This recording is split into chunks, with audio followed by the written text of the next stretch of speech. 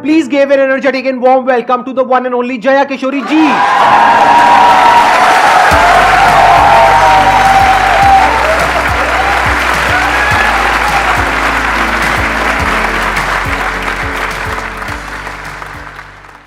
इनकी स्माइल में इतनी पॉजिटिविटी है, आई थिंक इनको कुछ बोलने की जरूरत ही नहीं है। अगर ये पूरे सेशन में यहाँ पर सिर्फ बैठ करके स्माइल करती रहे तो आई थिंक ये सेशन बहुत अच्छा हो जाएगा। इनका एक मोटिवेशनल चैनल भी है।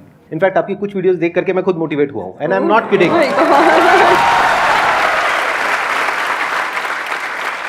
तो मैं पर्सनली आप सबको रिकमेंड करूंगा कि एक बार आप जा करके देखिए इनकी जो मोटिवेशनल वीडियोस हैं, और आप सबको बहुत कुछ सीखने को मिलेगा और बहुत अच्छा लगेगा।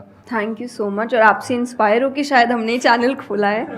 तो मुझे तो लग रहा है मुझे मिल गया उसका अवार्ड कि आप उसको देखते हैं और सुनते हैं। थैंक यू सो मच, बहुत बड़ी बात है ये।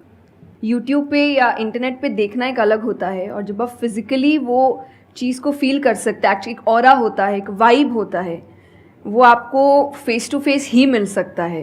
तो आप सब बहुत लकी है, आज मैं भी लकी हूँ कि मुझे वो ऑरा, वो वाइब महसूस करने को मिल रहा है जो हम यूट्यूब पे ऑल टाइम देखते रहते हैं। और आज तो आप डबल लकी हैं क्योंकि मेरे साथ साथ आपको इनको भी सुनने का मौका मिल रहा है।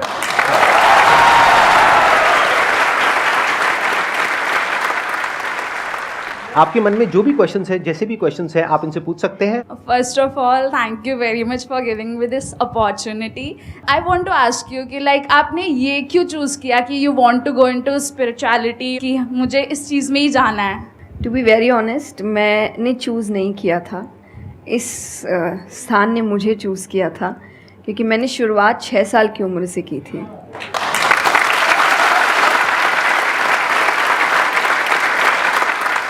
उसमें आपको पता ही नहीं होता है कि करियर क्या होता है, काम क्या होता है। तो मैंने कुछ भी सोचा नहीं था, मेरे सामने चीज़ें आती गई, मुझे अच्छी लगती गई और मैं करती गई। और इसीलिए मैं हमेशा कहती हूँ अपने अंदर के बच्चे को ज़िंदा रखिए, क्योंकि वो कभी भी ये नहीं देखता इससे मेरा फ़ायदा होगा, या उसको अच्छी लगती है चीज़ और वो करता है।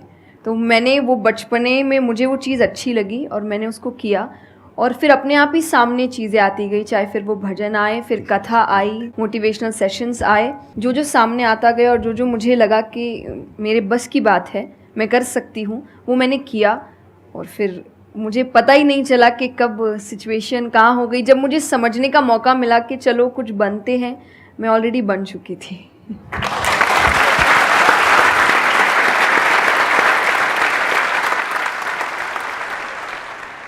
मेरा क्वेश्चन कंसंट्रेशन पावर को लेके है, या दूसरी तरह से बोल सकते हैं अवेयरनेस को लेके।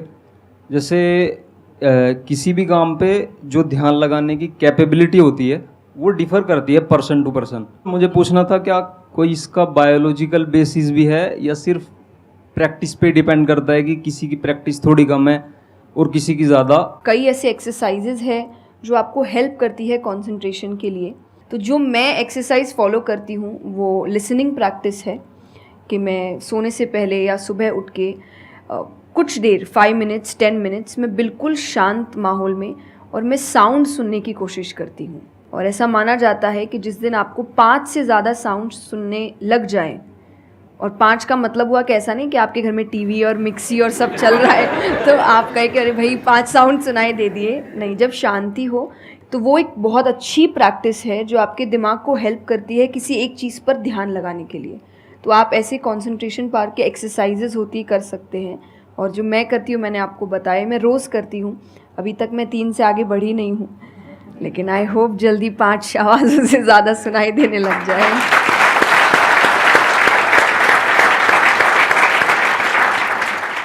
बचपन से जो आपने किया अभी तक वो तो मैटर करता ही है। फॉर एग्जाम्पल, अगर आप बचपन से ही सिर्फ कंप्यूटर पर ही अपना टाइम पास कर रहे हो या मोबाइल पे, जो आजकल बड़ा कॉमन हो गया है, तो आपकी जो कंसंट्रेशन पावर है वो पैसिव वे में तो अच्छी होगी। यानी कि अगर कोई कंटेंट है उसको आप कंज्यूम कर रहे हो तब तो आपका माइंड वहां पर लग जाएगा, लेकिन जब खुद ध्यान लगाने की बारी आएगी तो आप नहीं लगा पाओगे।